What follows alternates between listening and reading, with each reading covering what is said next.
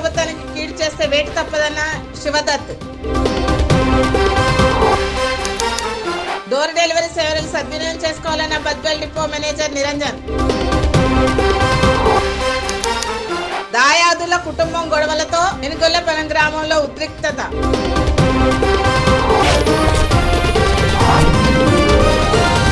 కడప జిల్లా జమ్మలమడుగు నియోజకవర్గ ఎర్రగుంట్ల నగర పంచాయతీలోని 6వ సచివాలయం పరిధిలో ఏపీ ఎంఆర్పీఎస్ మండల అధ్యక్షుడు బూచిపాటి రామంజనంలో మండల ఉపాధ్యక్షులు గుడిసె రామయ్య ఆధ్వర్యంలో సచివాలయం పరిధిలో ఉన్నటువంటి కులాలు ఉపకులాల విఆర్ఓ అరుణకుమార్ అడ్మిన్ వెన్పూస సుబ్బారెడ్డి సమక్షంలో ఇంటింటికి వెళ్లి రీసర్వే చేయడం జరిగింది. ఈ కార్యక్రమంలో ఎంఆర్పీఎస్ నాయకులు వీరాంజనేయులు మరియు టీడీపీ సీనియర్ కార్యకర్త సంజీవ్ రెడ్డి పాల్గొన్నారు.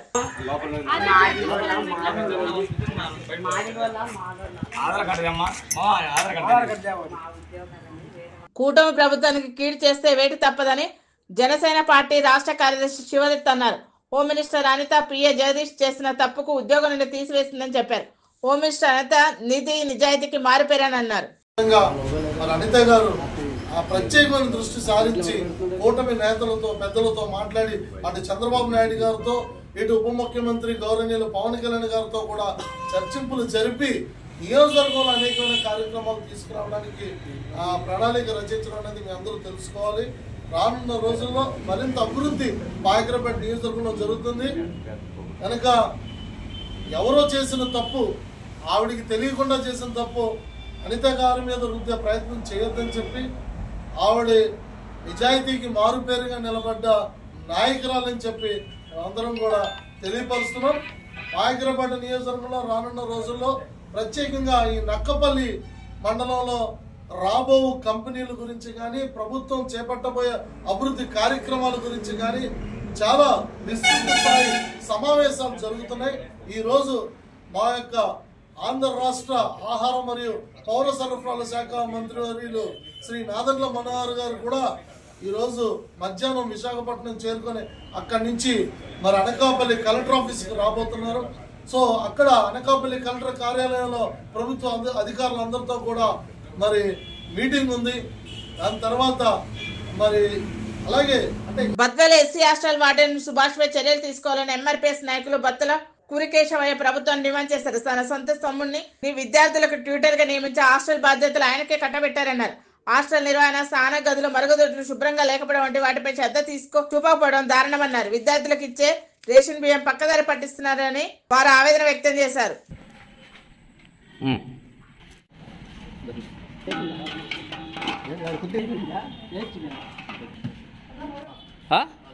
ప్రతిరోజు వస్తున్నాడా? ఎన్ని గంటలకు వస్తాడు? ఉదయము ఎప్పటి నుంచి వస్తాడు? శివ ట్యూటర్ శివ ఎప్పుడు వస్తాడు? ప్రతిరోజు వస్తాడా? ఈరోజు కూడా వచ్చిండా? వచ్చి నైటు ఎక్కడ ఉంటాడు ఆయన? ఆఫీస్ రూమ్లో ఉంటాడు. నా పేరు Narayana, SC ST vigilance division member. నేను బద్వేల్ ఎస్సీ ఉన్న హాస్టల్లో జరుగుతున్న అక్రమాలపైన అధికారుల దృష్టికి తేవడమే ఇందుమూలంగా మా యొక్క మీడియా ద్వారా అధికారుల దృష్టికి తీసుకొస్తున్నాము. కారణం ఏందనగా ఇక్కడ వార్డెన్ ఒకరు, పెత్తనం ఒకరితో అయింది. కారణం ఏంటంటే వార్డెన్ సుభాష్ చంద్రబోస్ గారి వాళ్ళ తమ్ముడు అన్ని తానే వ్యవహరిస్తూ ఇక్కడ హాస్టల్లో తాను పెత్తనం చెలాయిస్తూ ఇంకో విద్యార్థులను కూడా ఇబ్బందులు పెడుతున్నట్లు మా దృష్టికి రావడం జరిగినది. అదేకాక గతంలో కూడా ఇక్కడ కొంత రైస్ అమ్మినట్లు మాకు ప్రూఫ్ ఉండేది మా దగ్గర. దానిపైన కూడా మేము ఏజెబుల్ గారి దృష్టికి కూడా తీసుకోవడం జరిగింది గతంలో. కానీ వారు స్పందించలేదు. ఈ రోజు కూడా మళ్ళీ యథావిధిగా అతను హాస్టల్లోకి వస్తూ నేను ట్యూటర్ను అంటూ ట్యూటర్ పని చేయకుండా అన్ని తానే వ్యవహరిస్తున్నాడు. దీనికి ఉన్న హాస్టల్లో సక్రమంగా మెను పాటించడమే కాకుండా విద్యార్థుల పైన అనుచిత వ్యాఖ్యలు చేస్తూ మీ ఇళ్లలో మీరు ఇట్లనే ఫోన్ చేస్తారా, మీరు అడిగే వాళ్ళని చెప్పి విద్యార్థులు కూడా వాళ్ళ తమ్ముడు వార్డెన్ సీట్లో కూర్చొని అతను చాలా బిహేవియర్గా ప్రవర్తిస్తూ విద్యార్థుల పట్ల అనుచితంగా ప్రవర్తించడమే కాకుండా వాళ్ళు భయపడడానికి గురి చేస్తూ సక్రమంగా మెను పాటించుకుని ఉండరు. మరి మీరు లెటర్ను బాత్రూమ్ చూద్దామా, చాలా చిక్కుచేటుగా దుర్గంధమైన వాసనతో వెదజల్లుతూ ఉంది. అంటే దోమలు అధికంగా ఆ వాసనలకు చేరి విద్యార్థులను పుట్టి విష జ్వరాలకు పాల్పడే విధానంలో ఉంది. మరి ఈ విషయం పైన మేము ఎన్ని దఫాలుగా వార్డెన్లు చెప్పినా కూడా వార్డెన్ అయితే అతను పెళ్లి చెవును కూడా పెట్టడం లేదు. నాకైతే చాలా డిగ్రీలు ఉన్నాయి, నేను గ్రూప్ 1 ఆఫీసర్ కావాల్సిందని అనే విధంగా అతను చెప్పుకోవడము చాలా విడూరంగా ఉంది. ఈ వాటర్ను వ్యవహారశైలి బాగలేదు. రెండోది ఈ బాత్రూములు లెట్రిన్లు కానీ భయంకరమైన గబ్బు కొడుతున్నాయి. దానిపైన చర్య తీసుకోవాలని కోరుకుంటున్నాం. ఎందుకంటే ఇతను చాలా ఇతని పద్ధతి అరాచకంగా ఉన్నాడు. ఇతని పద్ధతి మార్చుకోవాలా. ఎన్నోసార్లు ఏజెంట్ సార్ దగ్గర కూడా దృష్టికి తీసుకొచ్చినాం.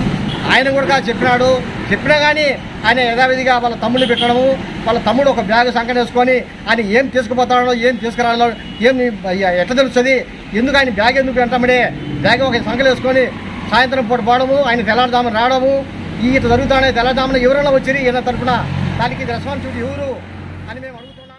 అంబేద్కర్ కోనసీమ జిల్లాలో ఉప్పలగుప్తం కాటన్ కోన మండలం మత్స్యకారులు తమ సమస్యలు పరిష్కరించాలని డిమాండ్ చేస్తూ జిల్లా కలెక్టర్ ఆఫీస్ ముందు ఆందోళన చేపట్టారు. పూడిక, చెత్త, కలుషితం అయిన మోగ మార్గాన్ని శుభ్రం చేసి తమకు జీవనం కల్పించాలని డిమాండ్ చేశారు. వేట మీద ఆధారపడిన 2500 కుటుంబాలకు సుమారు 50,000 మంది జనం ఆధారపడి ఉన్నారని చెప్పారు. మాది గచ్చకాయలపురం గ్రామం నుంచి ఈ రోజు కలెక్టర్ ఆఫీస్ గారికి వచ్చాం.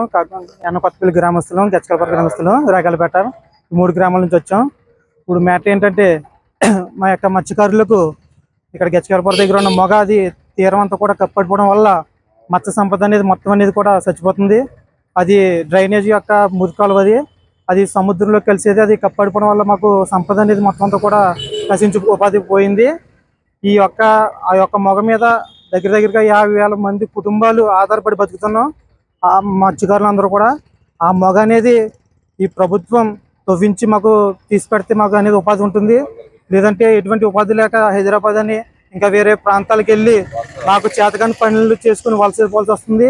కావున ఈ యొక్క విషయాన్ని ఈ ప్రభుత్వం పట్టించుకుని కలెక్టర్ గారు కూడా దీన్ని బిల్లు పాస్ చేసి అది పని త్వరగా చేస్తారని కోరుతున్నాం. ఈ యొక్క మగ తవ్వుతేనే మాకు చేప దొరుకుతుంది. చేప దొరికితేనే మాకు జీవనోపాధి వస్తుంది. జీవనోపాధి వస్తేనే మేము బతకగలం. లేదంటే కనుక మేము వలస వెళ్ళి బతకాల్సిన ప్రదేశం వస్తుంది. మేము మత్స్యకారులం కాబట్టి మా యొక్క కుల వృత్తి వేట. ఆ వేట లేకపోతే మేము బతకలేము. ఆ వేటకి మాకు కావాల్సిన సౌకర్యం కల్పించాలని కలెక్టర్ గారిని కోరుకుంటున్నాం. సంక్రాంతి పండుగ సందర్భంగా విజయవాడ, హైదరాబాద్, తిరుపతి లాంటి ప్రధాన నగరాలకు ప్రయాణికుల సౌకర్యం కోసం ప్రత్యేక సర్వీసులు నడుపుతున్నామని కడప జిల్లా Badvel RTC depot manager Niranjan తెలిపారు. సాధారణ ఛార్జీలతో అవసరమైన సర్వీసులు నడుపుటకు సంకల్పించామన్నారు. ప్రయాణికులు రానుపోని రిజర్వేషన్లు చేసుకుంటే 10% రాయితీ కల్పిస్తున్నామని చెప్పారు. మీరు 4 స్టేట్లకు ప్రోగ్రామ్ వేసుకుని వచ్చినా ఇది స్పెషల్ పోవాలని ఎన్ని స్టేట్లు వేసుకున్నా కూడా ఓన్లీ 500 రూపీస్ మాత్రమే పర్మిట్ యొక్క ఛార్జ్. సో ఇది మా పబ్లిక్ ట్రాన్స్పోర్ట్ డిపార్ట్మెంట్లో అదొక అవకాశం, మంచి అవకాశము. కాబట్టి ప్రతి ఒక్కరు దీన్ని సద్వినియోగం చేసుకోవాల్సిందిగా కోరుతున్నాము. అలాగేనండి. హైదరాబాద్, విజయవాడ, తిరుపతి, నెల్లూరు నుంచి పెడుతున్నాము. కానీ సాధారణ ఛార్జీలేనండి. ఒకప్పుడు అయితే 1.5 ఫేర్ పెట్టేవాళ్ళము. ఇప్పుడు లేదండి. ఇప్పుడు మా గౌరవ ఎండి గారు ఇన్స్ట్రక్షన్ ప్రకారము మేము సాధారణ ఛార్జీలే. ఇప్పుడు ఈ మామూలు బెంగళూరు బద్వేల్ ఎంత ఉందో సేమ్ ఛార్జే. సో ఎక్స్ట్రా ఛార్జ్ ఏమి ఉండదు. 1 పైసా ఎక్స్ట్రా ఛార్జ్ ఉండదండి. సో ఈ విషయాన్ని మీరు తెలుసుకొని ఈ బాగా విరివిగా వినియోగం చేసుకోవాల్సిందే కోరుతున్నామండి. Thank you. మరొక విషయము, బెంగళూరు, హైదరాబాద్, విజయవాడ అక్కడ నుంచి అన్ని ఆన్లైన్లో చేసుకోవచ్చండి మీరు. కానీ తిరిగి వాళ్ళ స్వస్థలకు వెళ్ళేవాళ్ళు ఈ బద్వేలు రిజర్వేషన్ పాయింట్లో టికెట్స్ ఇవ్వగలము.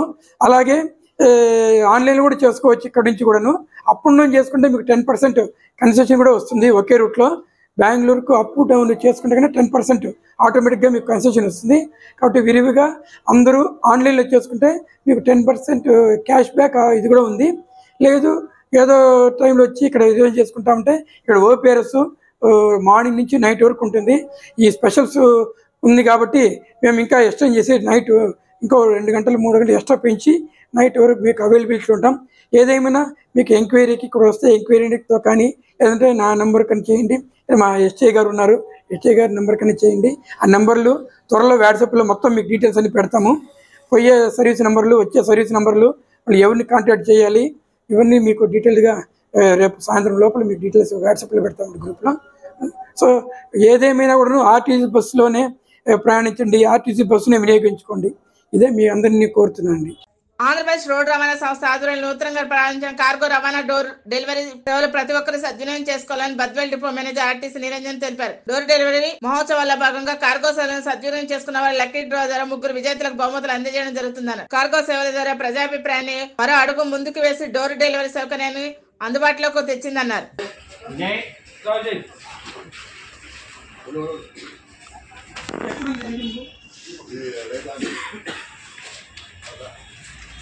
కడప జిల్లా బ్రహ్మంగారిమఠం మండలం నాగశెట్టిపల్లి పంచాయతీ ఎనుగోలపల్లి గ్రామంలో ఉద్రిక్త వాతావరణం చోటు చేసుకుంది.